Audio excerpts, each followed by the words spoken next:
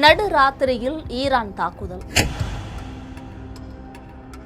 அமெரிக்காவிடம் ஆயுத பற்றாக்குறை. ட்ரம்ப் நெத்தன்யாகு ரகசிய மீட்டிங். வானில் பறந்த பாலிஸ்டிக் ஏவுகணைகள். நள்ளிரவில் பயங்கர சத்தத்துடன் வெடித்து சிதறிய அமெரிக்க ராணுவ தளங்கள். மத்திய கிழக்கில் ஓயாமல் கொழுந்துவிட்டு எரியும் போர் நெருப்பு உலக நாடுகளை மீண்டும் ஒருமுறை பதைப்பதைக்க வைத்துள்ளது.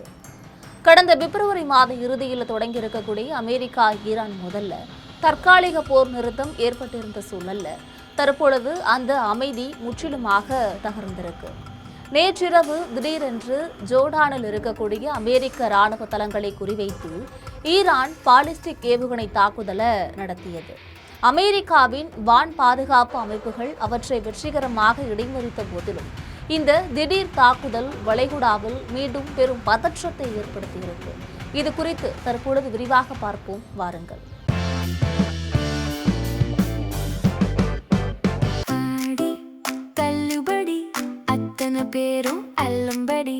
ஆறு முதல் 60% வரை ஆடி தள்ளுபடியுடன் சூப்பர் சரவணா ஸ்டோர்ஸ், சென்னை, மதுரை, கோவை. மத்திய கிழக்கில் அமெரிக்கா மற்றும் ஈரான் இடையே நிலவி வரக்கூடிய மோதல் போக்கு தற்பொழுது உலக நாடுகளை உலுக்கக்கூடிய அளவுக்கு மீண்டும் ஒரு மிக ஆபத்தான கட்டத்தை தான் எட்டியிருக்கு. கடந்த பிப்ரவரி இறுதியில் தொடங்கியிருக்கக்கூடிய இந்த போர் சூழல் சர்வதேச அளவில் பெரும் பொருளாதார நெருக்கடிகளை ஏற்படுத்தியிருக்கு. குறிப்பாக இஸ்ரேல் மற்றும் அரபு நாடுகளை குறிவைத்து ஈரான் நடத்திய ஏவுகணை தாக்குதல்களும் ஹார்முஸ் ஜலசந்தியை ஈரான் மூடியதும் சர்வதேச சந்தைகளில் கச்சா எண்ணெயோட விலையை விண்ணையே முட்ட செஞ்சிருக்கு.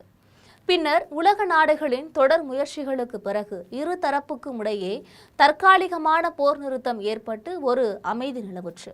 ஆனால் அந்த அமைதி இப்பொழுது முற்றிலுமாக தவிடுபொடுகையாக்கப்பட்டிருக்கு. கடந்த சில நாட்களுக்கு முன்னாடி வரைக்கும் எந்த மோதலும் இல்லாமல் இருந்த சூழல்ல நேற்றிரவு திடீரென்று அமெரிக்க ராணுவ தளங்களை குறிவைத்து ஈரான் மீண்டும் கடுமையான ஏவுகணை தாக்குதலை தொடுத்திருக்காங்க. அமெரிக்க மத்திய கட்டளை வெளியிட்டிருக்கக்கூடிய அதிகாரப்பூர்வ தகவலின்படி ஜோர்டானில் அமைந்துள்ள அமெரிக்க ராணுவ தளங்களை குறிவைத்து ஈரான் தன்னுடைய சக்தி வாய்ந்த பாலிஸ்டிக் ஏவுகணைகளை வீசி அதிரடியாக தாக்குதல் நடத்துச்சு. இருப்பினும் அமெரிக்காவின் அதிநவீன வான் பாதுகாப்பு அமைப்புகள் அந்த ஏவுகணைகளை வானத்திலேயே வெற்றிகரமாக இடைமறித்து அளித்ததாகவும் இதனால பெரும் உயிர் சேதமோ அல்ல பொருட்சேதமோ தவிர்க்கப்பட்டதாகவும் அமெரிக்க ராணுவம் உறுதிப்படுத்தியிருக்கு. தற்பொழுது அமெரிக்க படைகள் அனைத்தும் மிக கடுமையான எச்சரிக்கை மூடல வைக்கப்பட்டிருக்கு.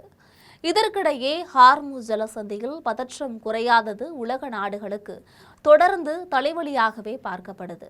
அந்த பகுதிகளில் செல்லக்கூடிய வர்த்தக கப்பல்கள் ஈரான் கடற்கரையை ஒட்டிய பாதையில் மட்டுமே செல்லணும் அப்படின்னும் அதற்கான கட்டணத்தை செலுத்த வேண்டும் என்றும் ஈரான் தொடர்ச்சியாக வலியுறுத்தி வந்துட்டு இருக்காங்க.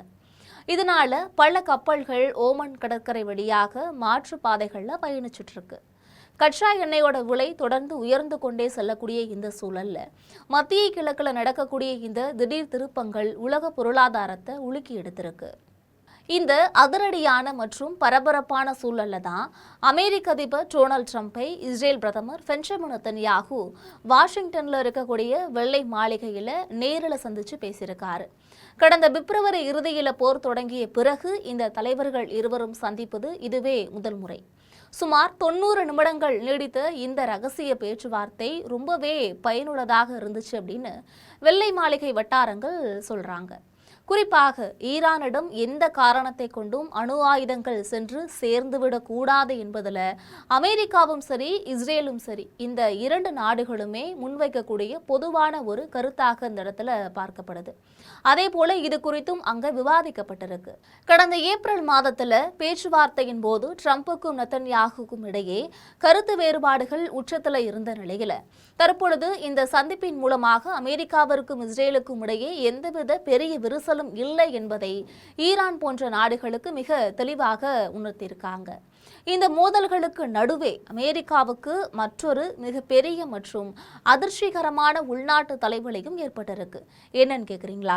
அதாவது ஈரானுடனான இந்த தொடர் மோதல்களால அமெரிக்க இராணுவத்திடம் இருப்பு இருக்கக்கூடிய மிக முக்கியமான வான் பாதுகாப்பு ஏவுகணைகளோட கையிருப்பு ஆபத்தான அளவுக்கு குறைஞ்சிருக்கு அப்படின்ற ஒரு விஷயம் இங்க அதிர்ச்சிகரமாக பார்க்கப்படுது.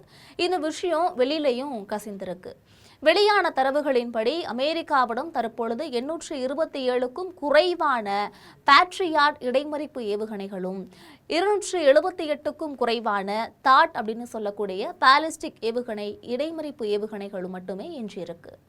போருக்கு முன்பு CSIS மதிப்பீட்டின்படி சுமார் 2200 பேட்ரியாட் ஏவுகணைகளும் 452 தாட் ஏவுகணைகளும் இருந்த நிலையில தற்பொழுது இருக்கக்கூடிய எண்ணிக்கை ரொம்பவே கடுமையாக சரிஞ்சிருக்கு. இந்த ஆயுத பற்றாக்குறை குறித்து கூட்டு தலைமை படை தலைவர்களோட தலைவர் ஜெனரல் டான் கெய்ன் அதிபர் ட்ரம்பிடமும் செனட் உறுப்பினர்களுக்கும் கடுமையான எச்சரிக்கையுமே விடுத்திருக்காரு. போதுமான நிதியும் ஆயுதங்களும் இல்லாவிட்டால் எதிர்காலத்தில் சீனா அல்லது வடகொரியா போன்ற நாடுகளின் திடீர் அச்சுறுத்தல்களை எதிர்கொள்ளக்கூடிய அமெரிக்காவின் திறன் கூட இது முற்றிலுமாக அதாவது கடுமையாக பாதிக்கப்படலாம் என்று பாதுகாப்பு ஆய்வாளர்கள் எச்சரிச்சிருக்காங்க. மேலும் இந்த அதிநவீன ஏவுகணைகளை மீண்டும் உற்பத்தி செய்து முழுமையாக நிரப்புவதற்கு பல ஆண்டுகள் ஆகலாம் என்பதும் இந்த இடத்துல குறிப்பாக பார்க்கப்படுது. ஆயுத பற்றாக்குறையால் ட்ரம்ப் நிர்வாகம் திணறி வந்தாலும் மறுபுறம் ஈராக்கில் இருக்கக்கூடிய ஈரானிய ஆதரவு குழுக்கள் மீது அமெரிக்க மற்றும் சவுதி படைகள் இணைந்து கூட்டு தாக்குதல்களை நடத்தி வருது. மத்திய கிழக்கில் நாளுக்கு நாள் அதிகரித்து வரக்கூடிய இந்த ஏவுகணை தாக்குதல்களும் அரசியல் நகர்வுகளும் உலக அளவில் பெரும் பதற்றத்தை ஏற்படுத்திட்டு தான் இருக்கு. இந்த மோதல்கள் எங்கு போய் முடிய போகிறது, உலக நாடுகள் இதற்கு என்னதான் தீர்வு காண போகின்றன என்பதையெல்லாம் பொறுத்திருந்துதான் பார்க்க வேண்டும். இதுபோன்று மற்றொரு செய்தியுடன் நாளை உங்களை வந்து சந்திக்கிறேன். இதுபோல உலக செய்திகளுக்காக எப்பொழுதும் இணைப்போடு இருங்கள் ஜெம் தொலைக்காட்சியோடு.